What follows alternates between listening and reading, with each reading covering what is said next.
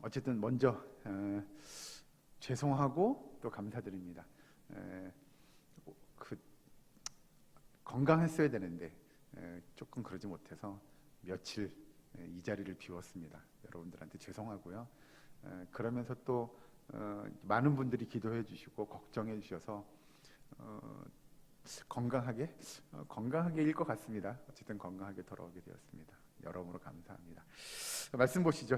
마태복음 7장 21절에서 29절까지 말씀입니다. 사실 본문의 말씀은 우리가 잘 아는 대로 모래 위에 지은 집, 반석 위에 지은 집에 관한 이야기입니다. 예수님께서 산상수훈에 관한 이야기 설교를 하시면서 본문 21절 이렇게 이야기했습니다. 나더러 주여 주여 하는 자마다 다 천국에 들어갈 것이 아니요 다만 하늘에 계신 내 아버지의 뜻대로 행하는 자라야 들어가리라. 이렇게 가르쳐 주십니다. 천국에 들어가는 자, 천국에 들어가지 못하는 자에 관한 기준을 이야기하시는데요. 이걸 큰 틀에서 오늘 본문의 말씀을 보시면 이렇게 정리하면 될 것 같습니다. 먼저 우리가 잘 아는 대로 천국에 들어가는 자는 모래 위에 지은 집을 이야기하는 것이 아니고 반석 위에 지은 집을 의미하는 그 믿음을 가진 자가 천국에 들어가게 될 것이고, 그런 반대로 모래 위에 지은 집을 가지고 있는 믿음의 소유자는 우리가 아는 대로 천국에 들어가지 못하게 될 것입니다. 그럼 이 기준은 뭐냐? 이 기준을 따질 때 먼저 여러분 생각해 보세요. 먼저 본문의 말씀을 듣고 그냥 간단하게 생각해 보시면 될 것 같습니다. 반석 위에 집을 짓는 거 쉬울까요? 어려울까요?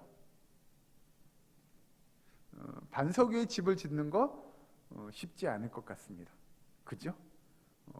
반석 위에 집을 짓는다는 것도 성경에 예수님께서 하신 말씀을 이렇게 묵상해 보면 반석 위에 집을 짓는 것도 여러분 생각보다 쉽진 않습니다. 왜? 우리가 앞에서 어제 아침 그제 아침에 봤던 내용들을 좀 보시면 반석 위에 집을 짓는다는 건 다른 표현으로 하면 좁은 길로 가는 겁니다. 우리의 신앙생활이, 우리의 삶이 좁은 길을 지나가는 것, 그것이 반석 위에 집을 짓는 것과 같다라고 표현하죠. 그만큼 쉽지 않은 길임을 성경은 이야기합니다. 그러면 반대로 모래 위에 집을 짓는 거 쉬울까요? 어려울까요? 모래 위에 집을 짓는 거 쉬울 것처럼 보여집니다. 그런데 여러분 생각해 보세요. 기소가 우리가 이야기하는 밑바탕이 모래예요. 거기에 집을 지을 수 있을까요? 없을까요? 쉽지 않을걸요? 그죠? 그런데 왜 성경은 예수님께서 모래 위에 지은 집이라고 표현하겠느냐라고 하는 겁니다. 이 부분에서 여러분들이 조금 고민을 하시고 그래, 예수님이 이야기하고자 하시는 게 이런 내용이구나라고 하는 걸 깨달으셨으면 좋겠습니다. 왜 예수님은 모래 위에 집을 지었다고 표현할까요? 라고 하는 겁니다. 중요한 건 모래 위에 집을 지을 수 있구나라고 하는 거죠. 그럼 예수님께서 말씀하시는 모래 위에 지은 집은 도대체 어떤 집인가라고 하는 건데요. 모래 위에 지은 집은 다름 아닌 그런 겁니다. 모래 위에 어떻게 집을 지을 수 있느냐라고 이야기한다면, 우리가 이야기하는 좁은 길로 가지 않는 정말로 넓고 편안한 길로 갈 것 같은 그런 사람들, 즉 하나님의 말씀대로 살지 않고 순종하지 않으며 살아가는 사람들을 이야기하는데, 그럼 어떻게 그런 사람들이 가능하겠습니까? 우리는 잘 알죠. 모래 위에 지은 집을 지은 것처럼, 즉 모래 위에다가 집을 지어놓은 것처럼 신앙생활하는 사람들이 있더라는 겁니다. 교회 안에서 이런 표현을 다른 표현으로 바꿔 표현하면 쭉정이 같은 사람일 겁니다. 우리가 이야기하는 예수를 믿는, 또 하나님을 믿는 자녀의 흉내는 낼 것이나 정말 그 안에 말씀대로 살겠다고 하는 그 의지를 가지고 내 모든 걸 주님 앞에 다 내려놓고 주의 인도하심을, 또 하나님의 말씀에 순종함을 통하여 하나님의 영광을 드러내는 참된 제자의 삶을 살겠노라고 다짐하고 결단하고 그렇게 헌신하며 사는 사람들의 삶을 흉내내는 사람들이 교회 안에 많이 있더라는 거죠. 그래서 알곡과 가라지, 알곡과 쭉정이 이런 표현을 하게 되는 것이고요. 그래서 신앙생활 하다 보면 그런 삶을 흉내내는 사람들이 의외로 많다라는 걸 이야기하죠. 그래서 예수님은 그런 사람들을 모래 위에 지은 집이라고 표현하시는 겁니다.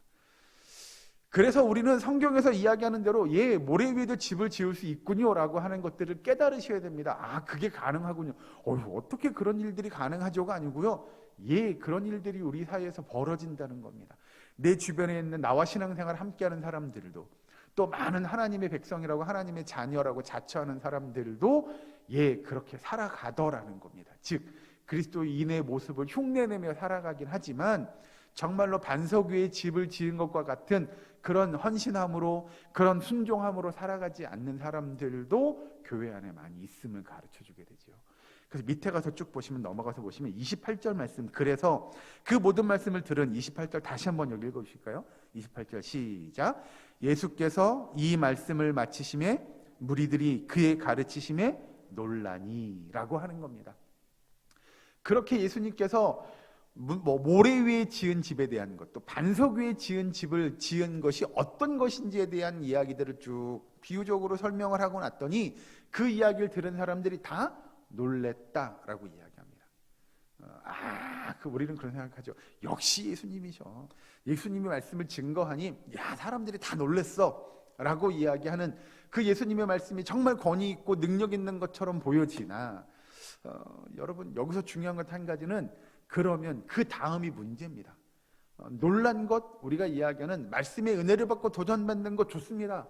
그 놀란 것에서 끝나면 안 되는데 28절이 이야기한 대로 예수께서 이 말씀을 마치심에 무리들이 그의 가르치심에 놀라니 라고 하는 것에서 끝난다는 게 문제입니다. 더 중요한 건 그 말씀을 듣고 놀랐다면 그 다음이 어떻게 해야 돼요? 행해야 합니다. 살아내야 합니다. 열심히 몸부림쳐야 합니다.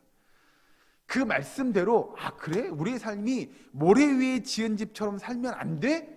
내가 그런 삶이었어 라고 깨달았다고 한다면 우리의 삶이 반석 위에 지은 집처럼 살기 위하여 노력해야 됩니다. 어떻게 하면 반석 위에 짓는 집이 될 것인가 라고 하는 거죠. 그 내용을 잠깐 보시면 24절에 그러므로 여기 같이 한번 읽어주실까요? 24절 말씀 시작.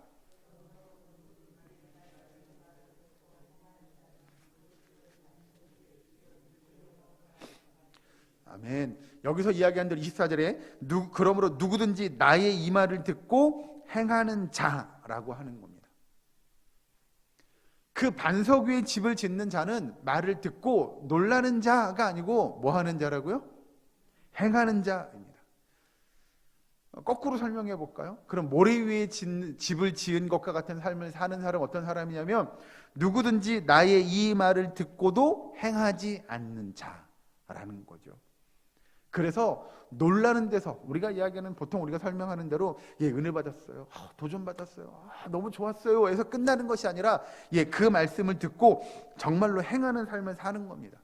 그런 삶을 사는 자라야만이 반석 위에 집을 짓는 것과 같은 믿음의 모습으로 이 땅에서 신앙생활을 감당하는 하나님의 백성, 예수 그리스도의 제자라고 할 수 있을 것입니다.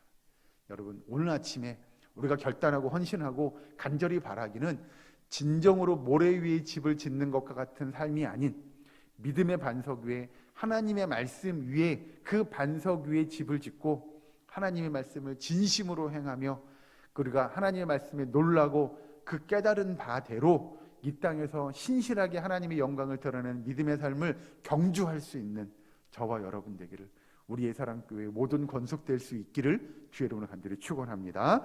기도하겠습니다. 사랑과 은혜 하나님 감사합니다. 오늘 하루의 삶 속에서도 하나님의 말씀을 깨달아 알게 하시고 그 말씀을 지켜 행하며 신실하게 하나님의 영광을 드러내고 예수님의 제자된 삶을 이루어가는 우리의 사랑교회의 모든 권속들 될 수 있도록 주님 도와 주시옵소서. 그 말씀을 지켜 행하는 하나님의 백성, 하나님의 자녀 되기를 원합니다.